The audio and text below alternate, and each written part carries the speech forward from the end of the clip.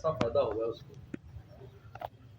دل کے مرض کے لیے، جو دل کے امراض ہو جاتے ہیں. ایک ڈاکٹر صاحب جدہ میں، ان کو حضرت نے نسخہ دیا کہ بھی ایک بکرے کا جانا شامی کباب، رات کی باسی روٹی توے والی، اور زیرہ اور پودینے کی چٹنی، یا آپ نے صبح کھانی، یعنی اس سے پہلے کوئی چیز نہیں کھانی، اور پھر اس کے گھنٹہ ڈیڑھ کے بعد چائے پیو جو بھی ہے. میں حضرت کے ساتھ تھا تو اس نے کہا کہ ہماری ڈاکٹری فیل ہو، حالانکہ وہ دل کا ہی ڈاکٹر تھا، بڑا ڈاکٹر تھا، ہماری ڈاکٹری فیل ہو گیا آپ کے مسئلے کے ساتھ. مجھے ایسا فائدہ ہو. یہ حضرت والا اس بڑی تاکید فرماتے تھے. یہ موسم ہے اصل میں رہو مچھلی، چاہے فارمی ہو.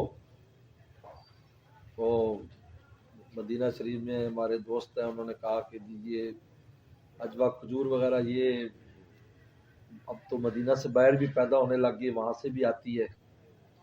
تو میں نے کہا اس کی اصل تو یہی ہے نا. میں کہا ہمارا ابا کہیں کا تھا، ہم کہیں، لیکن ہم نسل تو اسی کی ہے. بے شک. تو بہت ہنسے.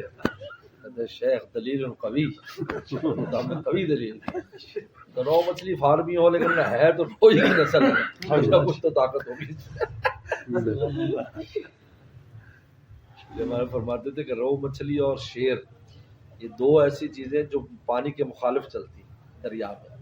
آپ دیکھیں جو اچھل اچھل کی مچھلی آتی ہے نا، یہ رو مچھلی مخالف چلتی، کہتے ہیں ان کے سر میں بہت طاقت ہوتی ہے. اور شیر میں شیر بہاؤ پر نہیں پار کرتا، وہ بہاؤ کے خلاف جاتا ہے، کیونکہ اس کی شیرانہ طاقت مجبور کرتی ہے.